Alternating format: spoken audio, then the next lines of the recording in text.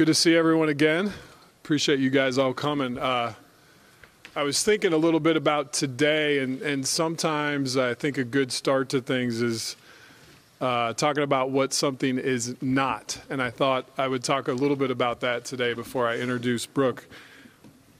We're incredibly excited today, and what today is not about, it's not about players that we traded away. It's not about creating cap space. It's about this phenomenal human being and player that we're so excited to have join the Lakers. When Irvin and I came in with Jeannie's vision, Brook Lopez is exactly the type of individual and NBA player that we targeted to be a core part of what we're trying to build here. He stands for high character, high basketball intellect. He's uniformly respected throughout the NBA by other players as someone who always plays with toughness, plays the hard way, competes on every play. He transformed his game last year from being just a low post presence to now being one of the best stretch fives in the game. Took 387 three-point shots after, his first 7 years in the career, first 7 years in the NBA, not coming anything close to that. His talents are, easy to find and easy to research. We found one today that he's the third player in NBA history to make 103 pointers and have 120 block shots. So he's adapted to the new style of play in the NBA. Every year he's committed to his fitness, his endurance, how he takes care of his body, how he treats other human beings. And we just couldn't be more proud of who he is and how he's going to help us lead this new Lakers team that we're forming. We all know in the draft we had 4 new faces. 3 of them will be introduced tomorrow. Of course, we already introduced Lonzo Ball. Brook is going to be a key leader for us to help these young men grow into great NBA players. And we don't see next year at all as a rebuilding year. We see it as a Lakers year. And a lot of that is going to be centered around him and what he stands for and what we know he'll give to this organization. So with that, I just wanted to introduce the newest member of the Los Angeles Lakers, Brook Lopez. Congrats, man. Thank you. It's a dream. It's a dream.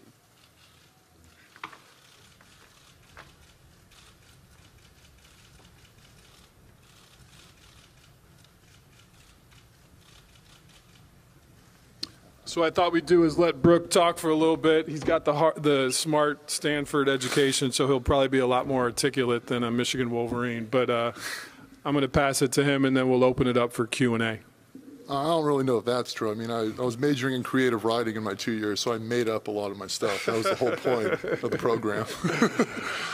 But I'm just thrilled to be out here. It all happened very quickly, but it's really a dream come true for me. It's very surreal, as I said before. And growing up a Cali kid, I was raised in North Hollywood, went to high school in Fresno, college in Stanford. I'm a big time Cali guy. It's a dream come true to play for the Lakers. You grow up watching Kobe and Shaq, in the midst of Showtime with Magic. My brother, his middle name's Byron, after Byron Scott. So, we're absolutely a Laker family. And so that's the last we'll talk of him, though. We don't need to talk about him anymore. You got the better twin. But I'm just thrilled to be here. It's an exciting time to be a part of this organization. And with all the young guys they got, obviously Lonzo, Jew, Larry, just getting to know guys in the locker room. We see a lot of potential in what's going on. And, I'm excited to be here and help teach them and be that veteran presence in this organization. In my 9 years in the league, I played with guys like Vince Carter, KG, Truth, Paul Pierce, D. Will, Joe Johnson. So I've learned the ins and outs, and learned from some of the best what it takes when it comes to kind of teaching in that mentor role. And I feel, I'm here ready to do that. And I've learned a lot along my way. That being said, I'm not looking to just do that, and not only, I'm looking to help the team in any way I can on the court, whatever they need done, however I'm fitting into Luke's offense or, defensively being a center the guys can rely on, an anchor in the paint, whether it comes to blocking shots or being on that help side, I'm willing to do whatever it takes. And before we ask questions, I do want to thank, too, Darren Matsubara and Jason Rainey, his agents who are here with them to support. Worked closely with them and pulling this transaction off, and just wanted to thank them for being here today, too. So we'll open it up to you guys for questions. Hey, Brook. To your right here. Mike Bresnahan with Spectrum Sportsnet. We all know you can block shots. You've shown that throughout your career, but then you added this three-point touch last season. How much can you open up the floor for the Lakers? I believe I can do that a lot. For me, it was just, it was something I felt like I could always do. Growing up, I had 2 older brothers, so I couldn't really drive into the paint at all, or they just blocked my shot. They weren't very nice older brothers. So I had to learn how to score in other ways, and one of those ways was shooting from the outside. So I always felt that I had the touch. It was just really getting into the gym, getting shots up, getting reps in, just working. And then, again, having the confidence to shoot in the game. That's something I have to thank the previous, being in Brooklyn, the regime, with Kenny, just getting in and working on shooting the three and having that confidence to shoot it. And so I believe I can come out here and help our team a lot when it comes to spacing the floor and opening things up for guys. And Mike, just to add to that, I think he becomes such a great sort of North Star for our 2 young centers, Ivica Zubac and Thomas Bryant, who we took in the draft, who we'll introduce tomorrow. But Luke's system is predicated on having bigs that can stretch the floor and create space, especially with Lonzo and Jordan Clarkson as attack guards, and is having bigs that can open up the floor and allow them to make plays, allow Brandon Ingram to kind of get in creases. So, Julius running the floor, Larry. I think it's a perfect fit, and I think he's a perfect roadmap to our next generations of centers here, too. So it's exciting for that reason as well. When did you transition? How did you transition to being a three-point shooter? Was it something that you always had and just didn't have the opportunity, or did you say this is something that I've got to really focus on? I mean, speaking personally, honestly, I feel like I always had it, and it was pretty turbulent out where I'd been, and so we'd been through a lot of coaches in the time I'd been there, to say the least. And so I think a lot of times the coach is coming in and just trying to get his system in place, system in check. So there really wasn't room to kind of, have me expand my game instead of just being a post presence. And so, again, that's one of the things I have to say. Kenny gave me a chance to shoot the three, and, I'm glad he had the confidence in me because, I've always felt I can do it, and that's something I'm going to be doing here to help the team along. Hi, Brook. Mark Medina, LA Daily News. How do you approach you being a veteran, being a mentorship figure for these young guys? Yeah, I touched on that earlier, and honestly, it's a little strange for me. I still feel like a young guy at 29. And 2 years ago, I was playing with KG and Joe Johnson. And a year before that, I was with Truth and D-Will. So, I was kind of the young guy on that totem pole. But at the same time, again, I absorbed everything I could from them. I learned a lot on the fly, just playing with those, Hall of Fame players like those guys. And I really think I'm in the perfect position now to kind of turn around and help the young guys I'm playing with now and teach them a lot, give them a lot of that knowledge, and just sort of give them that opportunity to grow that I had, in the past seasons.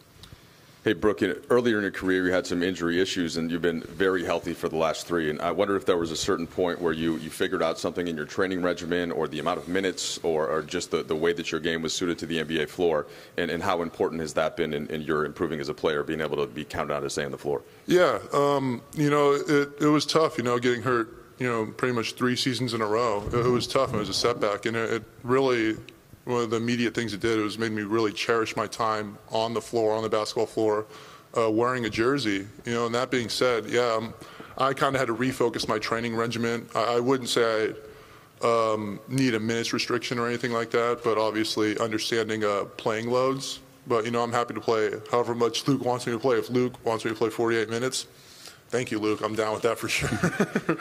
But, that being said, it is about taking care of my body, doing the cold tub, getting in the weight room, as tough as it sounds, getting massages. I mean, no one likes that.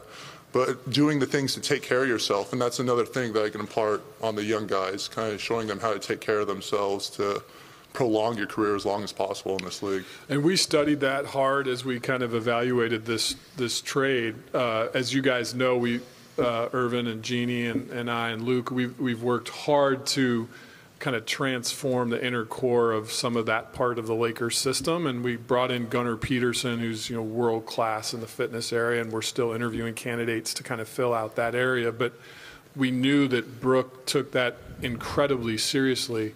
And I think for our young guys to be able to watch him do it and see the resources we have, then they'll follow suit. So that was just an added benefit of sort of his preparation and the mentality he has to stay ready and to perform. Brook, I feel remiss if I don't ask, do you feel that your new teammate, was snubbed in the Dunk of the Year contest? I knew it was going to come up eventually. I do. I mean, it was impressive. I think I got a better view of it than anyone. And when he introduced myself, I told him there obviously was no introduction necessary. But yeah, I would vote for that as Dunk of the Year. At least I get to be part of it then. Hey, Brook, you've been right over here, Serena Winters, LakersNation.com. You've been with the Nets for your entire career, one of the few players that has had the luxury of playing with the team for that long. So you've also been in trade rumors, right, throughout the past years. I have to imagine it's a little bit emotional leaving a team that you've been with for so long, but coming back home. Just what was your reaction, right, when you heard that you had actually been traded from Brooklyn? I was surprised, but at the same time, it was, again, a whirlwind. I was talking to Rob earlier up in the offices, and we just, I kind of said it was kind of like draft night all over again. It was this mix of emotions, again, a whirlwind. You're kind of being whipped around, and you're just trying to find your ground. But, once I was settled, I think a lot of those emotions just turned into general excitement. This opportunity and this chance to come back home and play for a team I grew up cheering for and help lead this franchise back to success. I want to be out there, again, teaching the young guys, helping them do whatever I can, and just, being a guy that Luke can rely on to go out there and do whatever he asks.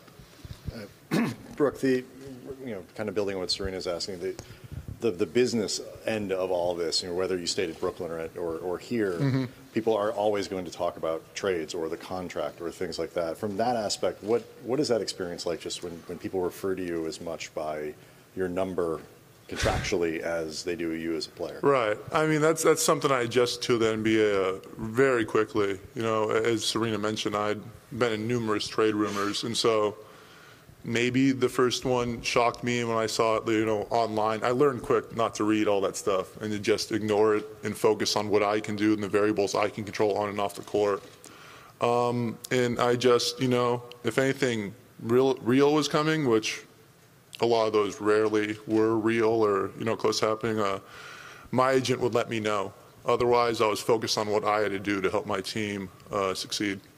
I'll say this, we feel very strongly that he's worth every dollar that he's negotiated to play this season. And, I think he backs it with his actions. A lot of guys that are max players, he's got a max contract, would, take their time, get ready for camp. I mean, to his credit, he was here very quickly in the gym, working out with the young players, sweating, already being an example. And that's a very, very exceptional quality that doesn't exist with some of the guys that get a max contract and then want to potentially just do things on their own time or their own terms. For him to be here with our young core already was something that Magic and Luke and I immediately talked about. Like, wow, that's the type of person that we want this organization to stand for. Hey, Brook, from afar, what were your impressions of Ivica Zubac's development last season? I was impressed, honestly. I saw a lot of potential in there, and he has a great touch, great footwork around the rim, and then he shoots the ball pretty well. So being in here the past 3 days, just seeing his work ethic and his work regimen, I've been pretty blown away. I think the sky's the limit for him as long as he just keeps that same mentality and ethic. Hey, Brook, just thinking about the way the game has changed the last couple of years and what centers are asked to do defensively in terms of switching out into guards and wings, how has that been for you, that adjustment, and what do you think that'll be like next season under Luke's system? It has been an adjustment for me. You know, as people know, I'm not the quickest guy, but that's, again, something I've been working on in the weight room, just continuing to improve myself, my body in any way I can. You know, but that being said, we have a lot of guys here, a lot of young athletic guys here with the potential to be great defenders. You know, we can be a great team defensively as long as we have the same mentality, we communicate, we're talking out there, and we have a great energy about us. And the opportunity's definitely there for the taking. And I think with the guys we have, that'll happen pretty quickly. You know, it's just about coming together, realizing what we have to do, and then having each other's back out there. Brook, right here. I was wondering, when was there something that happened? Did someone talk to you about making that adjustment, or did you just sort of start seeing the game changing and realize that, you know, you needed to adjust to that? You're talking defensively? Offensively for threes? So it's something that been part of my off-season workout regime for maybe 5 or 6 seasons, honestly. And it was just part of Kenny's system. Kenny Atkinson, when he first got there, said he really wanted to open the floor up a lot and have shooters at every position. And it does open the floor up a lot for things. So, you know, I took his system, understood what he wanted to do, and again, the key was just I got in the gym and I put the work into it. You know, and that's the way I believe you got to do these things if you want to make these changes. Thank you. Thank you. I get to keep this, right? Yes, sir.